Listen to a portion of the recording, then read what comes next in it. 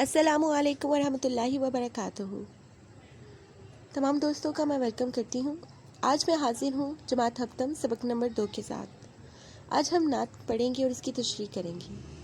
شعر نمبر 1۔ نعت اس نبی کی جس نے پیغام حق سنایا، انسانیت کا رستہ انسان کو دکھایا۔ تشریح۔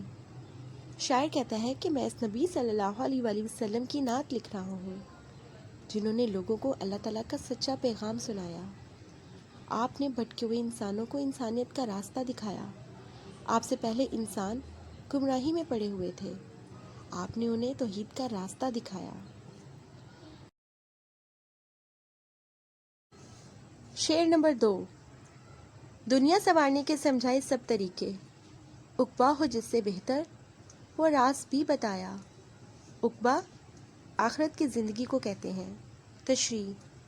ہمارے پیارے نبی صلی اللہ علیہ وآلہ وسلم نے لوگوں کو دنیا میں کامیاب زندگی گزارنے کے طریقے سکھائے اور ساتھ ہی وہ طور طریقے اور راز بھی بتائے جن پر عمل کرنے سے آخرت کی زندگی کو کامیاب بنایا جا سکتا ہے۔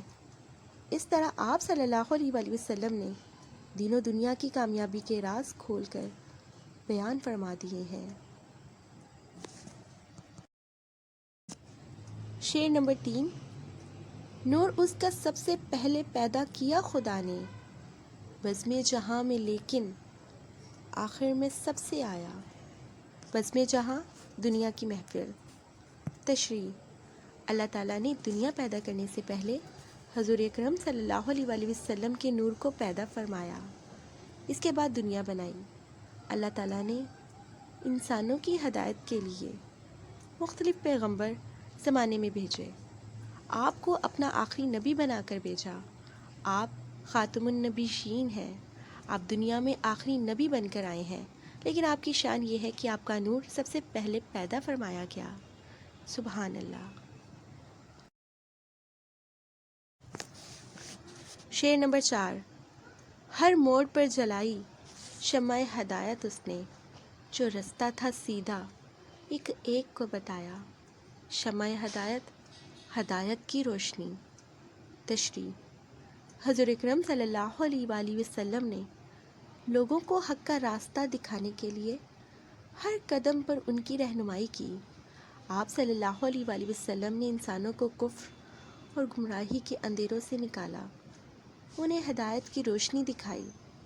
آپ صلی اللہ علیہ وآلہ وسلم نے انسانوں کو بتایا کہ صرف ایک خدا کی عبادت کرو، یہی سیدھا راستہ ہے۔ شعر نمبر 5۔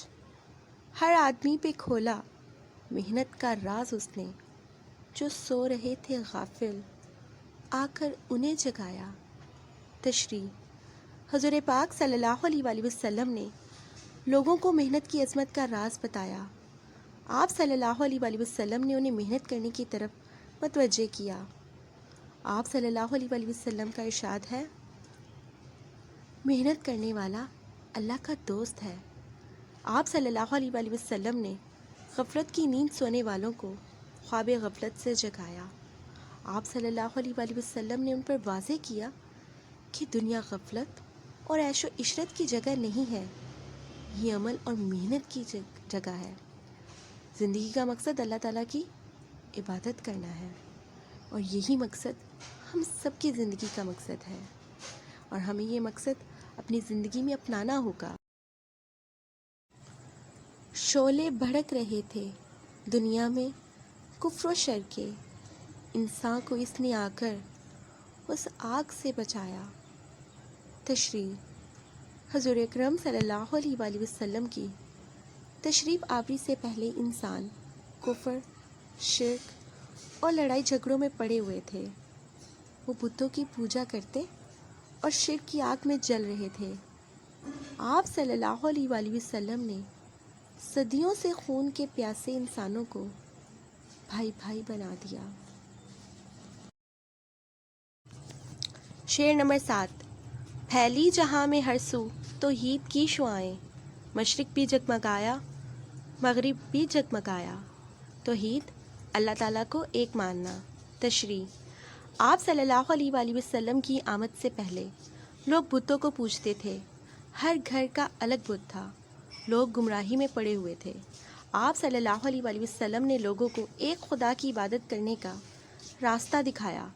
آپ نے توحید کی تعلیم دنیا کے کونے کونے میں پھیلا دی، ہر طرف سے حق کی آوازیں آنے لگیں، توحید کے نور سے مشرق اور مغرب جگمگا اٹھے، تمام دنیا توحید سے روشن ہو گئی۔